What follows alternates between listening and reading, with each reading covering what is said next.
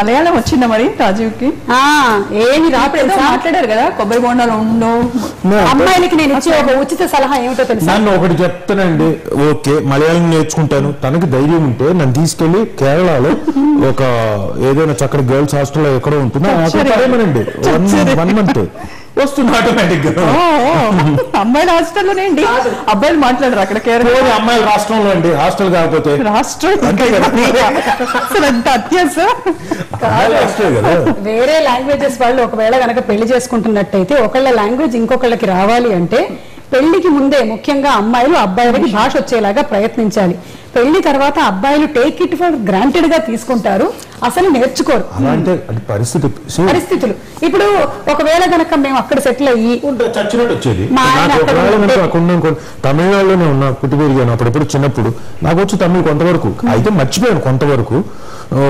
7 years వరకు ఉన్నప్పుడు I learn inevitable గా సౌండ్స్ విని వస్తాయి కదా ఆటోమేటిక్. ఇట్ ఈస్ అయితే ఇందాక మీరు మాట్లాడింది కొంచెం కూడా మలయాళం కాదు, కొంతవరకు టెంపుల్ పని చేద్దాం. ఇప్పుడు మేము మలయాళంలో మాట్లాడుకుంటాం, తనకి ఎంతవరకు వచ్చి మనం మాట్లాడుకుంటాం. ശരി ശരി പറയൂ. പിന്നെ എന്തൊക്കെയാണ് ഇന്ന് ഊണ് കഴിക്കാൻ എന്താ ഉണ്ടാക്കുന്നത്? ഊണ് കഴിക്കില്ലേ അവിടെ റോസും വന്നിട്ടേ ഉള്ളൂ. എവിടെ? അവിടെ വീട്ടില്. ആരുടെ വീട്ടില്? നമ്മുടെ വീട്ടില്. ഓക്കെ. നാളെ രാവിലെ എന്താ ഉണ്ടാക്കണ്ടേ? ഞാന് നാളെ രാവിലെ 8 മണി. చూసావా రోజా ఈ అన్యాయం ఈ మాటల్లో? రోజా 8 మణి వీటిల్ అంటే ఇప్పుడు మా ఇంటికి మేము పెట్టిన పేరు కనకాల వీటిల్, అంటే మా ఇంటి పేరు పల్లసెల పాచి వీటిల్, రాజీవ్ ఇంటి పేరు కనకాల. సో రాజీవ్ దీనికి కనకాల వీటిల్ అని ఇంటి పేరు పెట్టాలని పెట్టారు. సో ఆ వీటిల్లో వీటిలు రోషను 8 గంటలు ఇంతే మాట్లాడాడు. ఇప్పుడు కాదండి, ఎప్పుడు వచ్చాం కాదండి, బుల్లెట్ దిగిందా లేదా అన్నదే.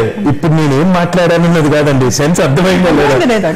కనకాల వీటిల్ 8 o'clock 8 మణి రేపు అంతే ఫినిష్. సెన్స్ కన్వే అయిందా లేదా? అంతే కదా, యాక్టర్ చేయాల్సింది అంతే కదా. Very good. యాక్టర్ చేయాల్సింది భాష మాట్లాడాలి, యాక్టర్ గా నేను చేయాల్సింది సెన్స్ కన్వే చేయాలి. సో ఇది మన మలయాళం. అర్థమైంది. ఈ మలయాళంతో కేరళలో వదిలేస్తే ఇంకంతే సంగతి. ఎందుకు నిన్నేమి ఇంప్రూవ్ చేయలేదు అక్కడ ఎంతసేపు కుంజిక్కో పాట కూడా పాడతాను. వద్దులేదు అంతే వచ్చు కుంజిక్కు అని చాలు. కేరళకి వెళ్తే నన్నెవరు మలయాళీ అనుకోరు, తనని మలయాళీ అనుకుంటారు. కర్లీ హెయిర్, కొంచెం మీస కట్టు, మమ్మూటి గారు ఆ స్టైల్లో ఉండడం, హైట్, దాని తను చూడగానే వచ్చి మలయాళంలో మాట్లాడేస్తూ ఉంటారు. బయట నుండి కూడా కట్టుకుంటారు. అక్కడికి వచ్చినప్పుడు గుళ్ళకి అంతా వెళ్ళినప్పుడు చక్కగా అక్కడ స్ట్రిక్ట్ కష్టం. ఇప్పుడు మరి మీ అత్తగారు మామగారు వాళ్ళు మాట్లాడినప్పుడు వాళ్ళకి తెలుగు వచ్చా? మా అమ్మగారు వచ్చు. ఎందుకంటే అమ్మ నాన్న కూడా చాలా ఏళ్ల నుంచి సెకండ్రాబాద్ లోనే ఉన్నారు కాబట్టి సో బతికిపోయారు. నాకు అంత వచ్చు మలయాళం, వాళ్ళకి అంత బాగా తెలుగు వచ్చు. లేదు, మా ఆయనకి తెలుగు మలయాళం వచ్చిన దానికన్నా ఎక్కువ.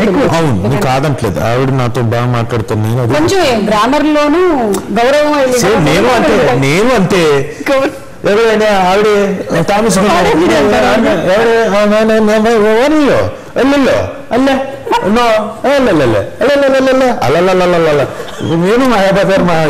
ఇప్పుడు సుమా చేసే ప్రోగ్రామ్స్ మరి ఇంకా రికార్డ్స్ ఎక్కిన తర్వాత ఆ ప్రోగ్రామ్ కనీసం ఒక్కసారి మీరు చూసారా? చాలాసార్లు చూసాను. మీరు ఒక్కసారి చూసారా అంటారు కదా, చాలాసార్లు చూసాను. అంటే ఈ బిజీ, మీరు కూడా బిజీ కదా, ఆ టైంకి మీరు ఉండాలి.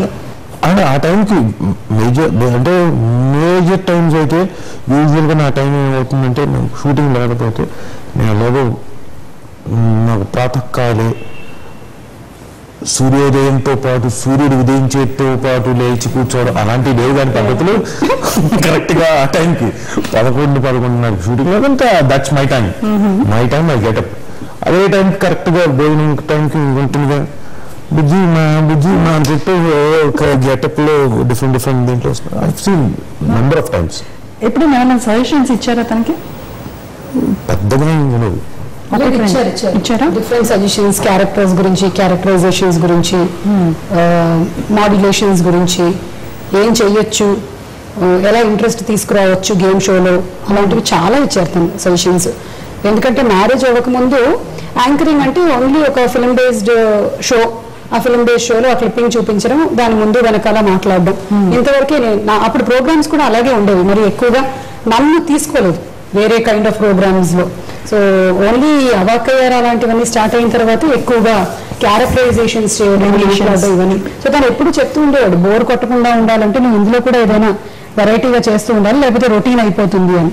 అది కొంచెం బాగా బ్రెయిన్ లోకి ఎక్కింది.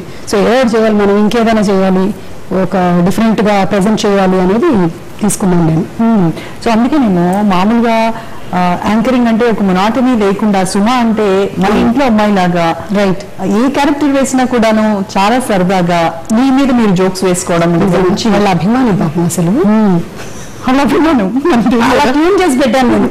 వాళ్ళని ఒక ఫ్రీక్వెన్సీలో పెట్టించాను, పాపం అందులోంచి వెళ్ళట్లేదు, అలాగే ఉండిపోయారు, ట్యూన్ అయిపోయి ఉన్నారు అక్కడ.